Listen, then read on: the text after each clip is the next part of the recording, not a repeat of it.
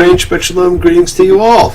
Well, I hope you all been having a great week. And remember the other day, the 27th of January, was the annual International Holocaust Remembrance Day. It's the date the United Nations chose as it commemorates the liberation of Auschwitz by the Soviets. Soon there will be no survivors left, their numbers dwindle, and Holocaust education is not what it once was. Instead, with today's social media and internet world of instant knowledge, denial, distortion, and disingenuous information is rapidly becoming the great enemy of truth. We have been talking about freedom, and one of the greatest freedoms of all is the freedom of truth. Real truth stands the test of time and survives my truth, your truth, their truth. Even the dogs agree. It is simply the truth. Something we all seek, the North Star to guide us. Do not let the truth die. Do not forget. Do not let those who were exterminated die in vain. And my deepest thanks go to my good friend and mentor Monty for pointing out that fabulous Kabbalistic exercise of meditating on the 72 three-letter names of God contained in Exodus 14, 19 to 21. This is a great book for meditation exercises, and the levels upon which this book can be studied is pretty limitless. And if anybody wants a list of these 72 three-letter names, please send me an email, and I will be happy to send it to you. And let's all please send some healing energy to Cindy. She fell on the ice, hurt herself badly enough that she had to have surgery, ended up with pins in her to keep her together, and is recovering with the help of her family. May the source of strength bless the ones before us. Help us find the courage to make our lives a blessing.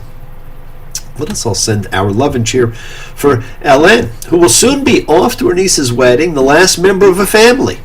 The joy of family connection knows no bounds. As I sing in Wicked, too late for second guessing, too late to go back to sleep. It's time to trust your instincts. Close your eyes and leap. It's time to try. Defying gravity. I think I'll try. Defying gravity, and you can't pull me down. You can all defy gravity, my friends. Now, you may or may not have noticed a very dominant theme to date in just about everything we've read. And the theme is family. Friends, what is one of the things that bring characters to life? When we read any great stories, see great movies, watch some of those fantastic Animal Kingdom type shows, imagine our own lives. It is the family relationships that we see, read, learn about. It reflects the characters we are following and shows the relationships in their lives. And every one of us have relationships that mirror the story of our lives. Can the story of your life be told without your relationship to and within your family? This parsha highlights for us that relationships are the highlight of our lives. Now, after the cosmic adventures of Genesis, we learned about the relationships of one family and what stories they told. We saw the depths of great love, hate, jealousy, envy, fear, compassion between husband and wife, brothers, sisters, parents, cousins. And you probably noticed these were all relationships that did not include friendship. Truly, one of the greatest relationships of all is that of friendship. But that is a relationship the Bible does not concern itself with. Baby blood is thicker than water. Now, this week we have an interesting parsha for several reasons. First, because it is named for one of the few non-Hebrew people in the Bible, but it most certainly is named for one of the great monotheists of the Bible. The priest of Midian, Yitro, Jethro, Moses' father-in-law. Exodus 18:1, and Jethro, priest of Midian, Moses' father-in-law, heard everything that God had done for Moses and for Israel. And Jethro, Moses' father-in-law, took Zipporah, Moses' wife, and her 2 sons, and came to Moses, to the wilderness in which he was camping, at the mountain of God. Now, we know how Isaac loved Rebekah. We know how Jacob loved Rachel. But we know nothing of Moses' relationship with Zipporah. We do find out later that Moses has a second wife, who we also know nothing about, other than it triggers the Miriam punishment episode. We know the sibling rivalries in each preceding family, but we know nothing of Moses' sons Gershon and Eleazar and their relationship with each other, let alone their relationship with Moses, their father. We view the life of Moses through his relationship with God on one hand and his relationship with the people on the other. Now, his relationship with God, curious and fearful. He's an order taker, a negotiator, an interpreter, but always a servant. His relationship with the nation thrust upon him, made to be a leader, made to be an intermediary, a defender, a lawgiver, an educator. But this is a man we know nothing about. Exodus 18:7. And Moses went out to his father-in-law, and he bowed and he kissed him, and they asked each other how they were, and they came to the tent. Now Jethro arrives with Moses' wife and sons, but only Moses' meeting with Jethro is described. There's nothing about his reunion with his family. The Bible is full of silences that scream at us. Where did Cain find his wife? How did Sarah feel about her son being sacrificed? Now sometimes we fill in these blanks. Often they are very loud silences, that is, they're very powerful ones. So why does the Torah announce the arrival of Moses, his wife and children, but not describe a meeting between them and Moses? Well, it was important to let us know that his wife and children were present with the Israelites during the wilderness period, but it was not considered important to describe the family relations. Family relations are described in the age of the patriarchs and later in the age of the kings, because there they play a role in the destiny of people. In the story of Moses, his family plays no such role. And friends, it's our frustration with the silences and with our hunger for more information that gave birth to Midrash, the explanations or exegesis of what we think took place in the Bible. Now Moses tells Jethro all of the adventures, and Jethro said, "Blessed is he who causes being, who rescued you from the hand of constraint and from the hand of fear, who rescued the people from under Egypt's hands." And that is pretty perceptive of him. And the second amazing thing about this parsha is, this week, my friends, we read what is truly the highlight of the Torah. Everything is about this section. This is the true climax. Everything else is dressing. You could stop here and lead a perfect life. It tells us our relationship to God, to spirit and creation, to our individual families, and to our fellow men. The line is drawn, the cursor is cast, the slow one now will later be fast. As the present now will later be past, the order is rapidly fading. The first one now will later be last, for the times they are a-changing. After this week, my friends, everything changes. We are on the road to the great Sinai Epiphany, the distinguishing feature that actually separates the birth of Judaism from all other systems. This epiphany was in front of a nation, not an individual. Never before, and never again thus far, would such an event occur. And friends, the way it was written and is read, we are taken on that road every time we read this book, so that the very early rabbis believed we each were always there, whenever your lifetime happens to be. What you read on this road is obviously out of sequence. You know, we're told about Moses judging for the people, interpreting God's laws, and Jethro suggests the system of judges that would be in place for the next 1,000 years. But there was no law yet to interpret, and when you read Jethro's outline of qualifications, you know the intent, the Kavanaugh of the system was fantastic. And you only wish there were people today who actually had those characteristics. The Torah continues to tell things out of sequence because it's easy to tell something that occurs later when we first read about it. And we saw that last week with the manna being saved and put before the tabernacle that didn't exist. Well, we were reading about manna, so it was easier to finish the story about manna. Now we're reading about Jethro, so it's easier to tell his suggestion about the judges. Remember, this is not a history that goes strictly chronologically. You have to learn to read in a different fashion than you were originally taught. And you begin to feel the excitement growing.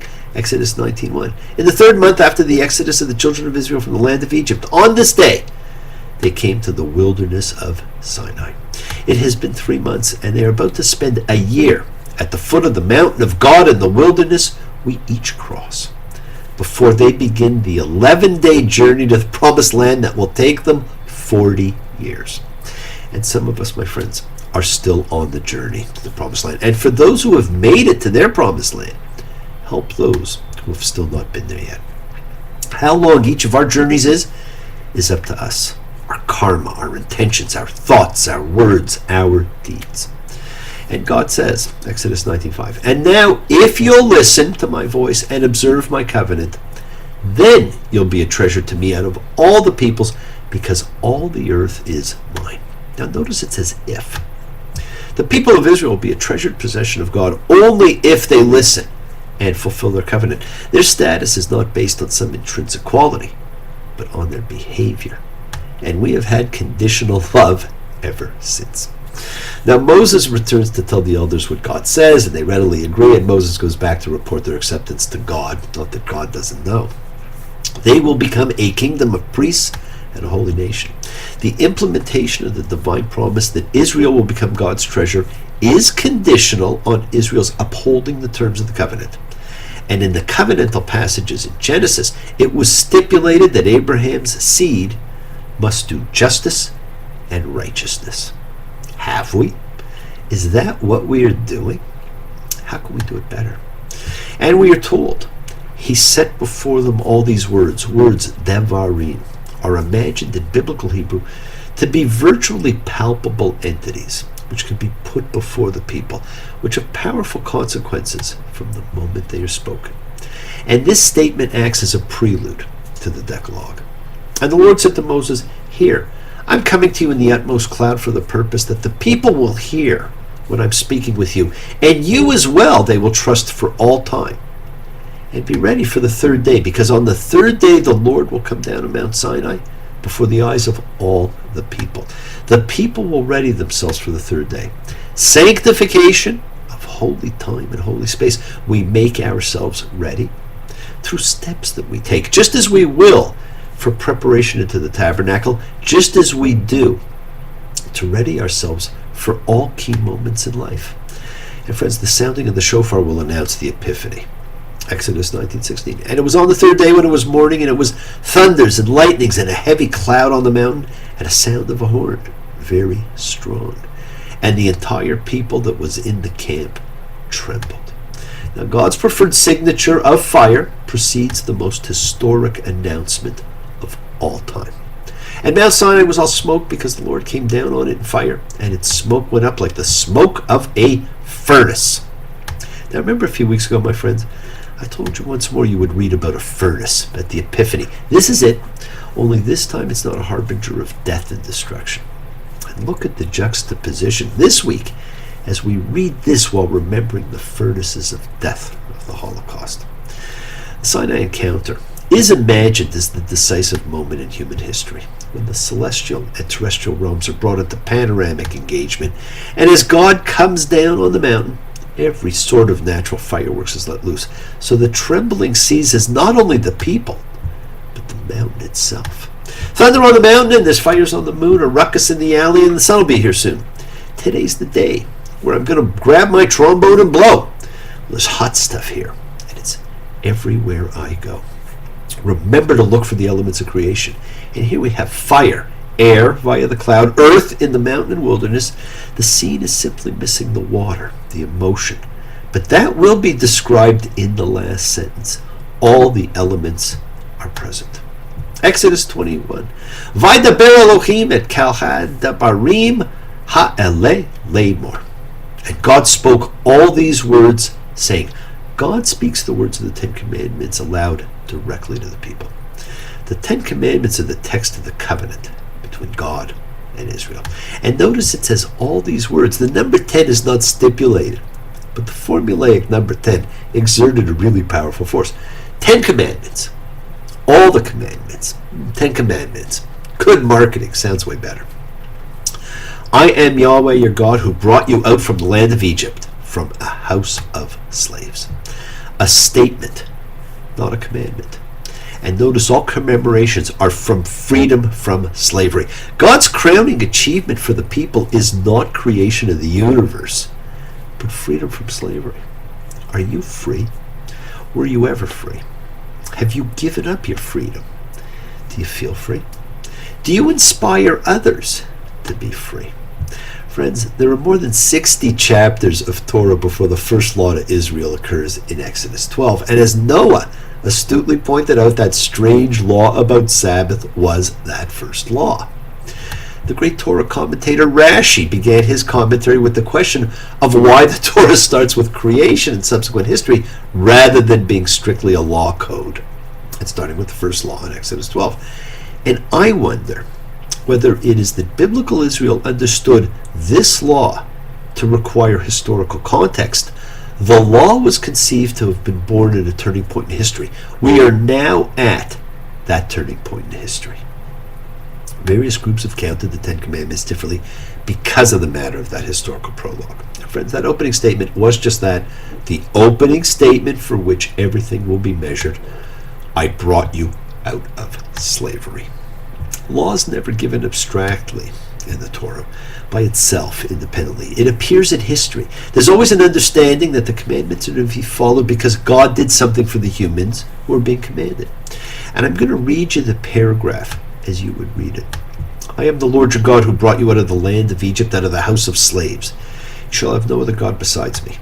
You shall make no carved likeness, no image of what is in the heavens above, or what is on the earth below, or what is in the waters beneath the earth. You shall not bow to them. You shall not worship them, for I am the Lord your God, a jealous God, reckoning the crime of fathers with sons, with the third generation and with the fourth for my foes, and doing kindness to the 1,000th generation for my friends, and for those who keep my commands. You shall not take the name of the Lord your God in vain, for the Lord will not acquit whosoever takes his name in vain. Remember the Sabbath day to hallow it. 6 days you shall work, and you shall do your task, but the 7th day is a Sabbath to the Lord your God. You shall do no task. You and your son and your daughter, your male slave and your slave girl, and your beast and your sojourner who is within your gates. For 6 days did the Lord make the heavens and the earth, the sea, and all that is in it.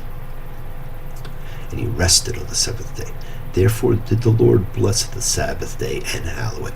Honor your father and your mother, so that your days may be long on the soil that the Lord your God has given you. You shall not murder. You shall not commit adultery. You shall not steal. You shall not bear false witness against your fellow man. You shall not covet your fellow man's house. You shall not covet your fellow man's wife, or his male slave, or his slave girl, or his ox, or his donkey, or anything that your fellow man has. Now look at the size of the book of laws. Anybody pick up a Torah? It's pretty big.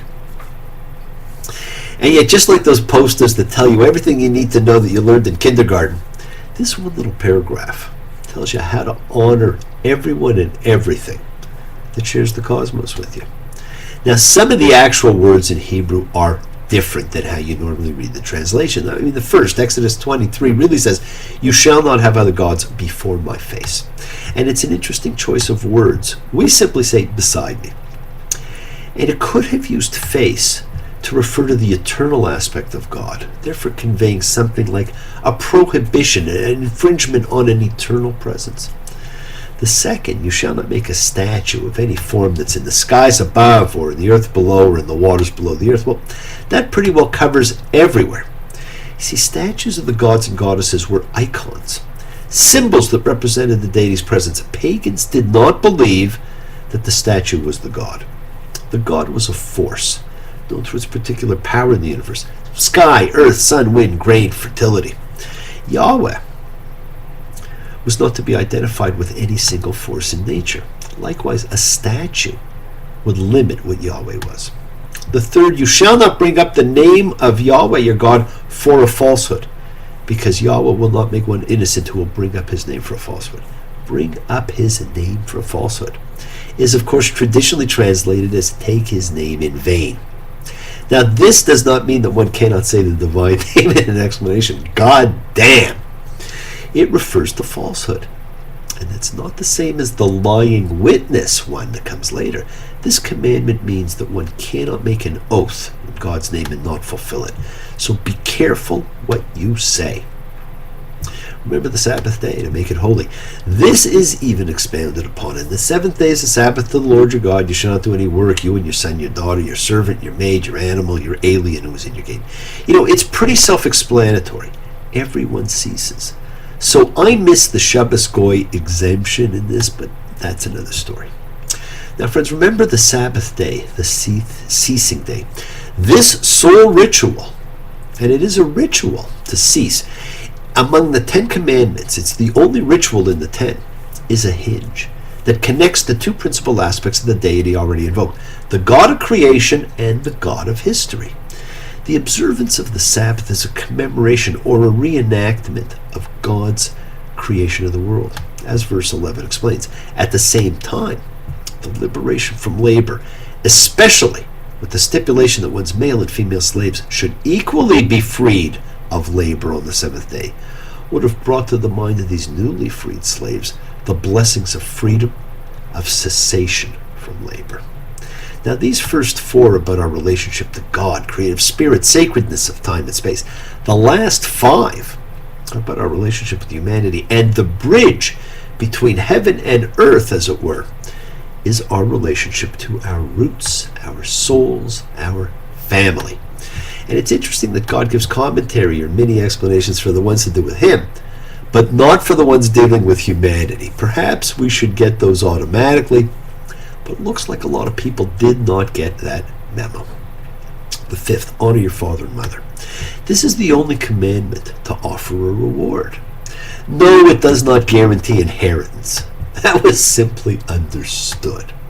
And now we have the human ones. You shall not murder. Hebrew, like English, distinguishes between murder and killing. Murder refers only to taking a human life, and it's subject to the death penalty only when committed with malicious intent.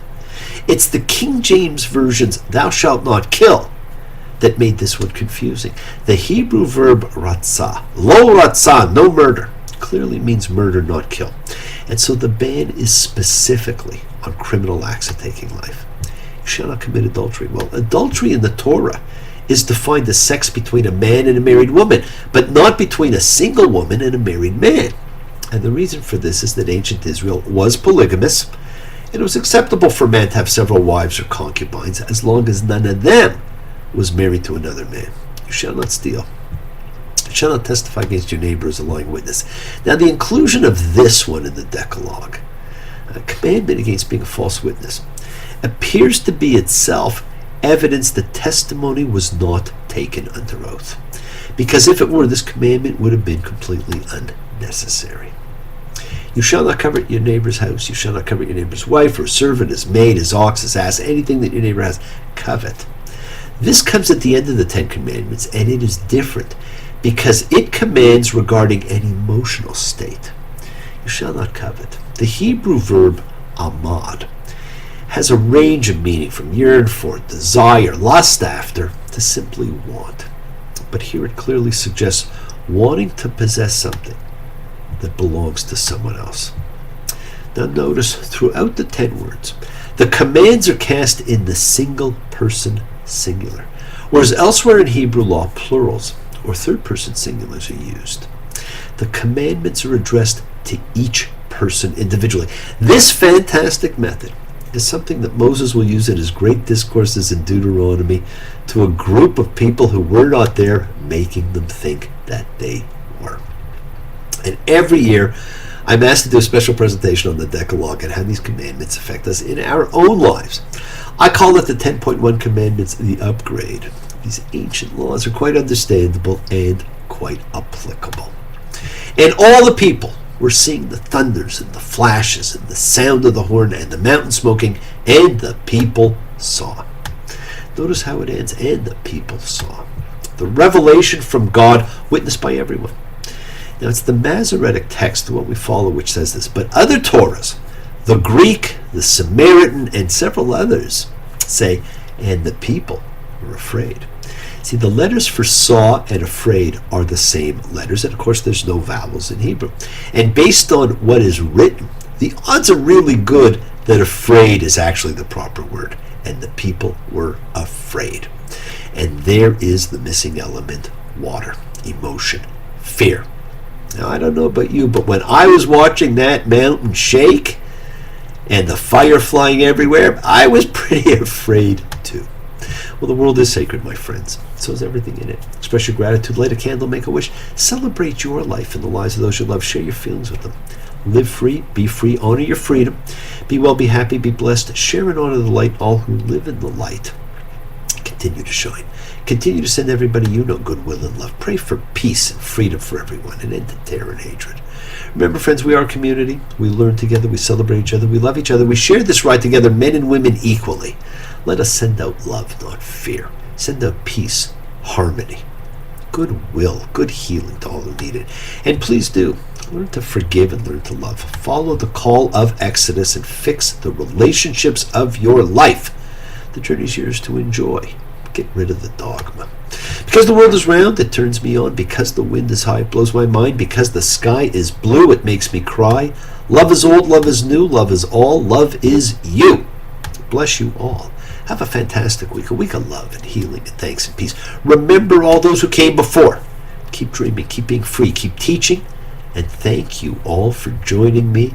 Shabbat Shalom. Take care. Bye.